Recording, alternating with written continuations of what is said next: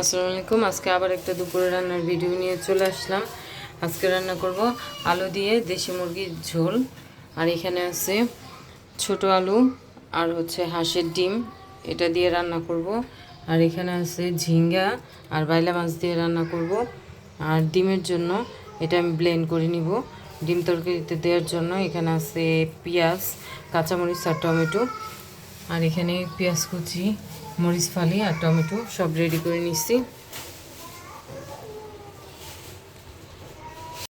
প্রথমে আমি বাইলা মাছটা বসাবো, এর জন্য কড়াইতে দিয়ে দেব তেল। কড়াইতে তেল দিয়ে দিলাম।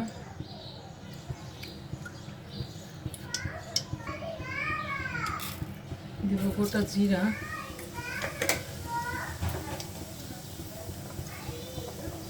পেঁয়াজ কুচি। পেঁয়াজটা ভাজা হয়ে গেছে, আদা রসুন বাটা, সামান্য পানি, হলুদ গুঁড়া, মরিচ গুঁড়া, ধনিয়া গুঁড়া, স্বাদ মতো লবণ। মশলাটা ভালো করে একটু কষিয়ে নেব। দিব কাঁচামরিচ ফালি। মশলাটা খুব ভালো করে কষিয়ে নিয়েছি। এখন দিয়ে দিব ঝিঙা, টমেটো, একটু ভালো করে কষাই নিব।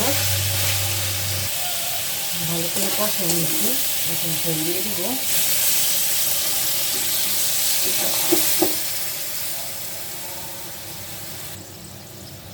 তারপরে দিয়ে দিব ধুয়ে রাখা বাইলা মাছগুলো। তরকারিটা হয়ে গেছে, এখন নামাই নিব। এখন ডিম তরকারিটা বসাবো, এর জন্য আগে ডিমগুলো লবণ হলুদ দিয়ে ভেজে নিব। তেল গরম হয়ে গেছে, ডিমগুলো দিয়ে দেব।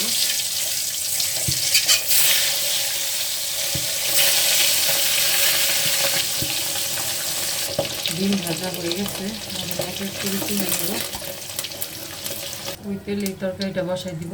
দিয়ে দিলাম গোটা জিরা, দিয়ে দিলাম, দিব পেঁয়াজ কুচি। হয়ে গেছে আলুটা, এখন ভেজে রাখা ডিমগুলো দিয়ে দিব। দিয়ে তারপরে ঝোল দিয়ে দিব। ডিম তরকারিটা হয়ে গেছে, এখন নামাই নিব। এখন মুরগির মাংসটা বসাবো। কড়াইতে তেল দিয়ে দিলাম। দিব গোটা জিরা, গোটা তেজপাতা, গরম মশলা, পেঁয়াজ কুচি। ভাজা হয়ে গেছে, এখন দিয়ে দিব আগে থেকেই পানি দিয়ে সব ধরনের মশলাটা মিশিয়ে রাখছি এটা। তারপরে দিয়ে দেবো আদা রসুন বাটা, দিয়ে মশলাটা ভালো করে একটু কষিয়ে নেব। কষানো হয়ে গেছে, তেল উপরে উঠে চলে আসছে। এখন ধুয়ে রাখা মুরগিটা আর আলুটা দিয়ে দিব। দিয়ে ভালো করে একটু কষিয়ে নেব।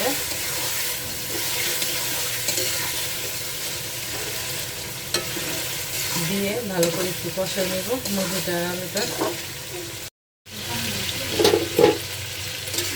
মাংসটা কষানো হয়ে গেছে, এখন ঝোল দিয়ে দেবো। দিয়ে দিলাম ঝোল। মুরগির মাংসটা হয়ে গেছে, এখন নামাই নিব। যে আজকে যা যা রান্না করছি টেবিলে নিয়ে নিছি। আজকে রান্না করছি হাঁসের ডিম দিয়ে আলু দিয়ে ঝোল, আর এটা আছে দেশি মুরগির আলু দিয়ে ঝোল। আর এখানে আছে বাইলা মাছ দিয়ে, ঝিঙ্গা দিয়ে, আর সাথে আছে সাদা ভাত। আজকের ভিডিও এই পর্যন্তই। সবাই ভালো থাকবেন, সুস্থ থাকবেন। আমার ভিডিওটা পছন্দ হলে আমার চ্যানেলটাকে লাইক, কমেন্ট, শেয়ার এবং সাবস্ক্রাইব করে দিবেন। ফেসবুকে দেখলে ফলো দিয়ে দিবেন। আল্লাহ হাফেজ।